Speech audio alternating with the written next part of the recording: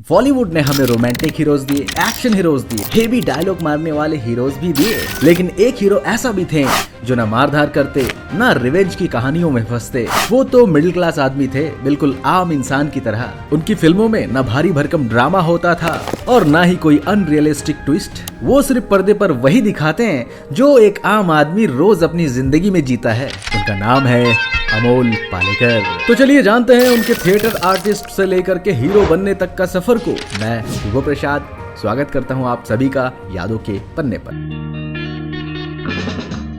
खैर, अमोल साहब तो हीरो भी नहीं बनना चाहते थे, लेकिन सत्यदेव दुबे साहब ने एक दफा अमोल साहब से बोले, तुम्हारे पास बहुत फ्री टाइम होता है, तुम उस टाइम का यूज करो और एक्टिंग कर लिया करो। और इस बात से अमोल साहब भी एग्री हुए और हमें मिला the man who made India fall in love with simplicity. Amol साहब का जन्म बॉम्बे में एक मराठी भाषी मिडिल क्लास परिवार में कमलाकर और सुहासिनी पालेकर के घर हुआ। अमोल साहब 3 बहनों में एक भाई थे। उनके पिता जनरल पोस्ट ऑफिस में काम करते थे और उनकी माताजी एक प्राइवेट कंपनी में काम करती थी। अमोल साहब ने बॉम्बे के sir J school of art से फाइन आर्ट्स की पढ़ाई की और एक पेंटर के तौर पे अपने आर्टिस्टिक करियर की शुरुआत की है। एक पेंटर के तौर पे उनकी 7 सोलो एग्जीबिशन भी हो चुकी है और उन्होंने कई ग्रुप शो में भी हिस्सा लिया। लेकिन क्या आप जानते हैं, हीरो बनने से पहले से ही अमोल साहब एक डायरेक्टर थे।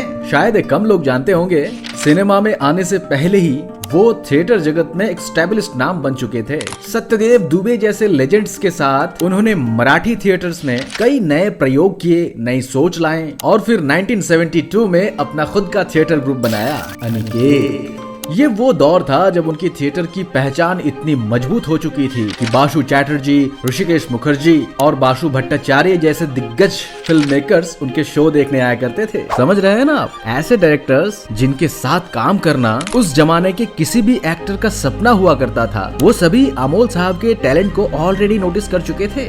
1971 में सत्यदेव दुबे जी की मराठी फिल्म संतता कोर्ट चालू आहे ने अमोल साहब को पहली बार पर्दे पे पेश किया और ये फिल्म आज भी मराठी सिनेमा का माइलस्टोन फिल्म मानी जाती है। और वहीं से शुरू हुआ एक सफर और फिर 1974 में बासु चैटर्जी ने उन्हें हिंदी फिल्म में लॉन्च किया। फिल्म थी रजनीगंधा। जिस दौर में हिंदी फिल्म का प्लॉट अक्सर ऐसा होता था कि एक हीरो, एक हीरोइन, एक विलन और ट्रायंगल, मारधार, लड़ाई, एक्शन, लेकिन उनकी फिल्मों में कोई विलन ही नहीं होता था। बावजूद इसके फिल्म रजनीगंधा कामयाब साबित हुआ। ऑडियंस ने इंस्टेंट कनेक्शन महसूस किया क्योंकि स्क्रीन पर कोई माचो हीरो नहीं था, बल्कि एक सिंपल इंसान था जिसने लोगों को उनका ही प्रतिबिंब दिखाया। इसके बाद तो जैसे एक सिलसिला शुरू हो गया। चितचोर, घरोंदा, मेरी बीवी की शादी, बातों बातों में, गोलमाल, नरम गरम, हर फिल्म में वही मिडिल क्लास चार्म, वही रिलेटेबल इनोसेंस। उनकी कॉमेडी आज भी लोगों की यादों में ताजा है। अमोल पालेकर साहब सिर्फ एक एक्टर नहीं, बल्कि वो मिडिल क्लास इंडिया के प्रतिनिधि बन गए। वैसे क्या आप जानते हैं, जिस दौर में ऋषिकेश मुखर्जी जैसे बड़े फिल्म मेकर के साथ में काम करना हर एक एक्टर्स की दिली तमन्ना होती थी, उन्होंने अमोल पालेकर साहब को एक नहीं बल्कि 5 फिल्में ऑफर कर ली एक ही साथ। और वो भी तब जबकि पालेकर साहब तो उनको उनकी ऑफर की गई फिल्म गोलमाल के लिए मना करने गए थे। वैसे उन्होंने फिल्म डायरेक्शन में भी हाथ आजमाया। 1981 में उन्होंने मराठी फिल्म आकृत से डायरेक्शन में कदम रखा और फिर एक एक कर उन्होंने हिंदी और मराठी मिला करके कुल 10 फिल्मों को डायरेक्ट किए। उनकी हिंदी डायरेक्टेड फिल्म पहली, जिसमें शाहरुख खान साहब लीड रोल में थे, ऑस्कर में इंडिया की ऑफिशियल एंट्री बनी। उनका कहना था, एज ए डायरेक्टर मैं वही फिल्में बनाता हूँ जो मैं दिल से बनाना चाहता हूँ। लेकिन अपने मिडिल क्लास मैन के साथ में कुछ कंट्रोवर्सीज भी हुई। ये बात है 1981 में आई फिल्म अग्नि परीक्षा की। फिल्म पूरी हो चुकी थी, लेकिन अमोल साहब को उनका बकाया नहीं मिल रहा था, तो वो सीधा प्रोड्यूसर BR चोपड़ा के पास जाते हैं और शुरुआत एक सिंपल बातचीत से होती है, पर बात सिंपल नहीं रहती। चोपड़ा साहब गुस्से में आकर पालेकर साहब को कहते हैं,